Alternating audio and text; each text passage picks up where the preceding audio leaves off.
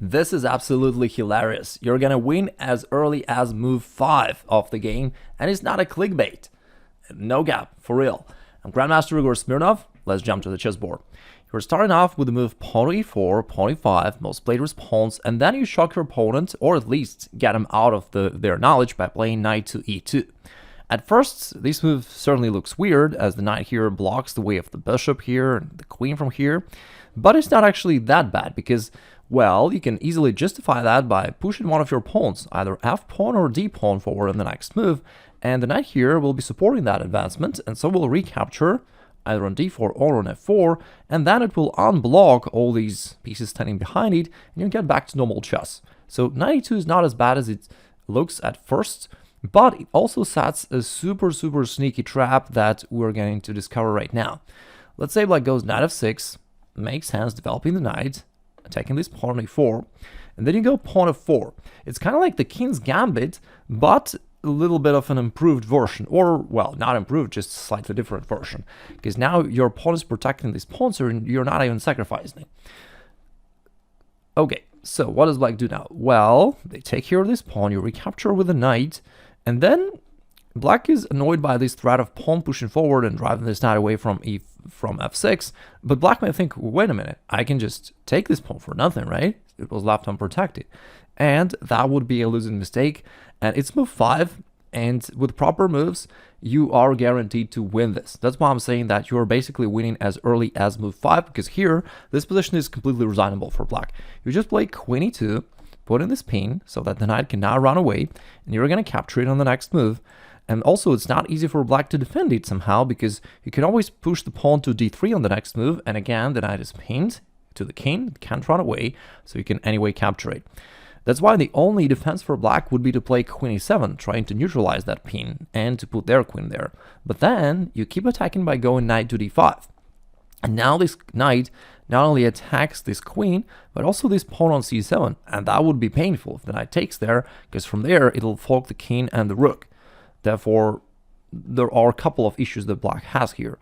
The only move to keep it up is to play queen to e5, and then you keep attacking by going the other knight to c3. Knight goes to c3, and it attacks the knight once again. The knight is still pinned, this time to the queen, so it still cannot take it here, or else you would just go ahead and move the queen for nothing.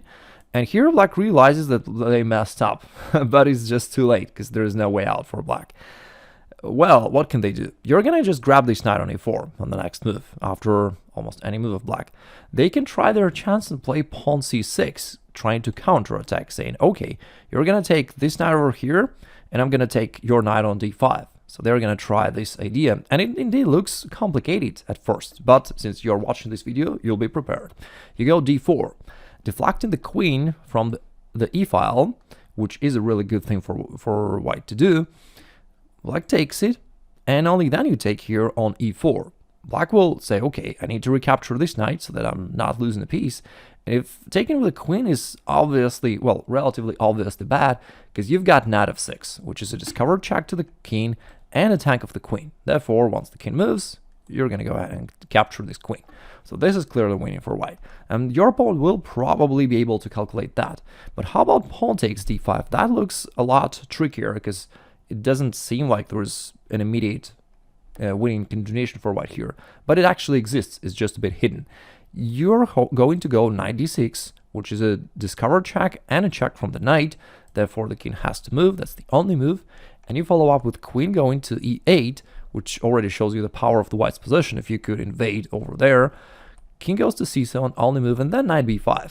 Very nasty fork here to the king and the queen. And you can easily see that the black's position is completely destroyed, and on the next move, you're gonna capture the queen. Easy win, and, you know, black lost, in fact, in just 5 moves. And after that, it's just a relatively forcing line that leads to a complete disaster for black. By the way, if you're enjoying this and you aren't subscribed to the channel, you may consider fixing this little annoying issue right now. Thank you very much in advance. And now when I'm done begging for subscribers, let's move on to the second line of this trap that you gotta know. Here in the starting position of this trap, we just analyzed pawn taking f4, but there is another natural move that some of your opponents will choose to play. It's knight takes e4, grabbing the other central pawn. In this case, you gotta know what to do, because there is also an attacking opportunity for black that you gotta be ready to parry. So here, instead of taking this pawn on e5 right away, you can first push your pawn to d3, gaining an extra tempo by attacking this knight and driving it away. Because for example, if the knight goes back to f6, you can just take this pawn right here, and this time it's gonna win you another tempo by attacking the knight. And it doesn't seem very appealing for black, and they have another interesting opportunity. Instead of moving their knight backwards, they may try to go for this quick attack with queen h4, check to the king. And here it's quite tricky, because after you play pawn g3, attacking both the queen and the knight, it seems bad for black, but they have something here in mind. They take here with their knight. Now you can't take with a pawn, because then queen takes h1, so the pawn is pinned. So you have to take with a knight, and then they recapture this pawn on f4, and their idea is pretty straightforward. The knight is pinned, black is gonna take it on the next move with a pawn, regaining a piece, and also your king side is destroyed, and black collected a couple pawns along the way, so it all looks fairly good for black. But that's the moment where, if you're following me long enough, you know what to do, right? So first of all, you're saying something like this. And there comes queen h5. After that, you refute the black's idea completely. What's the trick here? Well, you are attacking the queen, therefore they have no time to take your knight here, because they'll lose the queen. And if they choose to trade queens, then your knight here is doing a great job. Even though it's pinned, it still protects this queen over here. Therefore, if they decide to take on h5, okay, it's just an exchange. And at the end of this line, you're a piece up, this pawn f4 is gonna fall, and because of an extra knight that you've got here, this extra knight on h5, that's an easy win for you.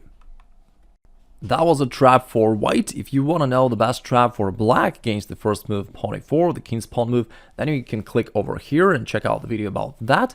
And if you want to elevate your chess overall and become an expert level player in 2022, then you may check out my free masterclass by clicking over there. And yeah, just make your chess goals come true in reality. Thank you very much for watching. Bye bye.